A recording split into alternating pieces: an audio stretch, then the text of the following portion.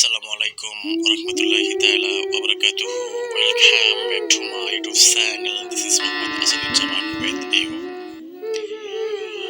18তম নিবন্ধন ভাইবা প্রত্যাশী বাবু শিক্ষকদের জন্য গুরুত্বপূর্ণ একটি তথ্যবহুল প্রশ্নোত্তর পর্ব।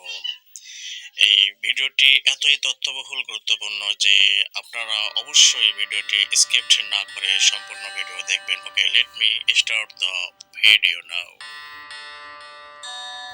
আমার কমেন্ট বক্সে একগাদা প্রশ্ন রয়েছে যে ভাইবা শেষ হবে কবে। তো এর আগেও আমি আমার পূর্বের ভিডিওটিতে ভাইবা সম্পর্কে কবে শেষ হবে এ সম্পর্কে গুরুত্বপূর্ণ তথ্য দিয়েছি। তারপরেও বলতেছি, যেহেতু 26শে জানুয়ারি ষষ্ঠ ধাপের ভাইবা শুরু হয়েছে, আর এটা শেষ হওয়ার পরও প্রায় 14,000 প্লাস স্কুল পর্যায়ের ভাইবা প্রার্থী রয়ে যাবে। আর পরে আবার তো 22,000 সামথিং কলেজ প্রার্থী রয়েছে। তো মোটামুটিভাবে নিশ্চিত করে বলা যায় এই ভাইবা শেষ হতে কমপক্ষে এটা যদি জানুয়ারি, ফেব্রুয়ারি, মার্চ অর্থাৎ মে মাস পর্যন্ত লাগবে বা লাগতে পারে ভাইবা শেষ করার জন্য। আশা করি সকলে আমার উত্তরটা পেয়েছেন, আপনাদের উত্তরটা পেয়েছেন। আবার অনেকে জানতে চেয়েছেন যে স্যার ভাইবা মূলত কত মার্কের, এখানে মার্কর হয়েছে, কত মার্কের ভাইবা কত মার্কের, এর উপরেও আমার গুরুত্বপূর্ণ একটি আপডেট দেওয়া রয়েছে, আপনি চাইলে সেখানেও দেখতে পারেন। তো আমি তারপরেও এখানে আবার বলতেছি, সেটা হচ্ছে ভাইবা মূলত 20 মার্কের। এখানে আপনার অ্যাটেন্ডেন্স, আপনার অ্যাটিটিউড প্লাস পোশাক পরিচ্ছদ এর উপরে 4 মার্ক। দেন আপনার সার্টিফিকেট, 3টা certificate, that mean SSC, HSC, honours masters দুটা, অনার্স মাস্টার্স দুটো মিলে একটা, এইচএসসি একটা, তারপর এসএসসি একটা, এই 3টা মিলে আপনাকে 12 মার্কের, ওখানে 12 মার্ক ধরা হবে। এবং আপনি সেখানে বিজ্ঞ স্যারদের প্রশ্নের উত্তর কতখানি দিতে পারবেন তার উপর ডিপেন্ড করবে।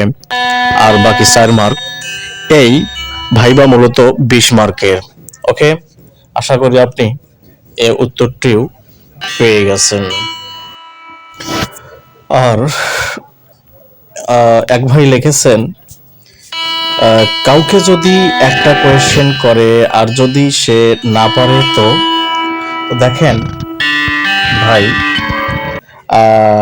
আপনাকে মুখিয়ে থাকতে হবে তারা প্রশ্ন করবে কিনা, করার সাথে সাথে আপনি ট্রাই করবেন উত্তর দেওয়ার জন্য। তো আপনাকে একটা ধরলেও তারা প্রশ্ন ধরবে, 2টা ধরলেও ধরবে, 3টা ধরলে একটা ধরলেও আপনাকে মার্জিতভাবে উত্তর দিতে হবে, ভুল উত্তর দেবেন না।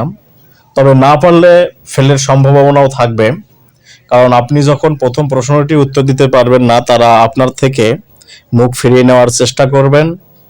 তো বাকিটা আল্লাহ যদি সহায় হন, আপনি চাকরি পেয়েও যেতে পারেন।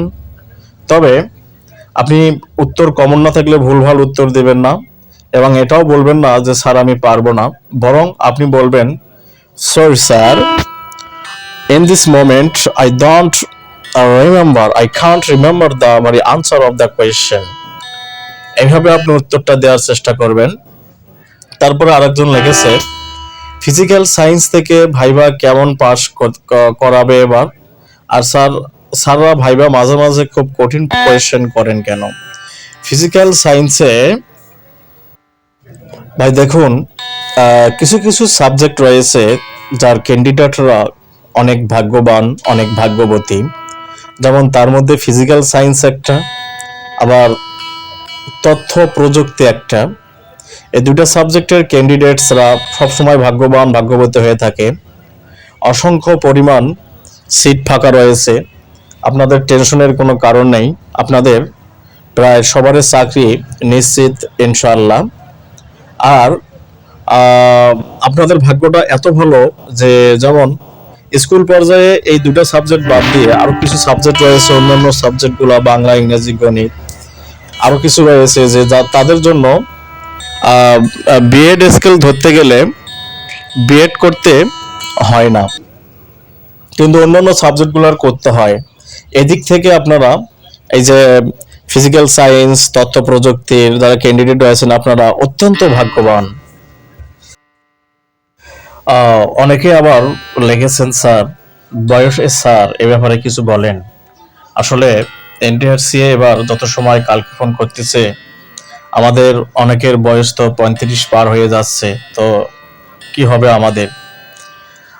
আমরা দুর্ভাগা নাকি এগুলো একঘেয়েমি? আসলে এনটিআরসিএ কর্তৃপক্ষ যা করেন ভালোর জন্যই করেন। তাদের বিরুদ্ধে কথা বলার অধিকার, কথা বলার সাহস আমার নেই। যেহেতু আপনি বা আপনারা তুলে ধরেছেন বিষয়টা, সেহেতু জাস্ট তাদেরকে রিকোয়েস্ট করতে পারি যে স্যার আপনারা অবশ্যই এই কিছু কিছু ক্যান্ডিডেটসের যে 35 পেরিয়ে যাচ্ছে তাদের ব্যাপারে একটু দয়া করে নজর দেন। দ্রুত তাড়াতাড়ি সম্ভব ভাইবাটা খুব তাড়াতাড়ি শেষ করেন।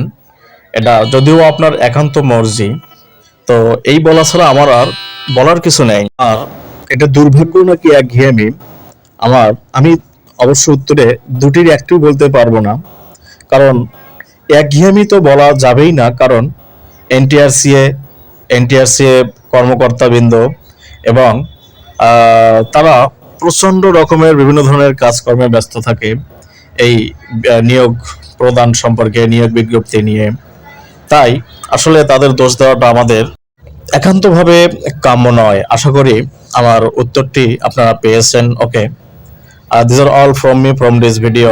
Thanks to all, and subscribe my channel and share this video with your near and dear ones. Okay, thanks to all. Allah Hafiz.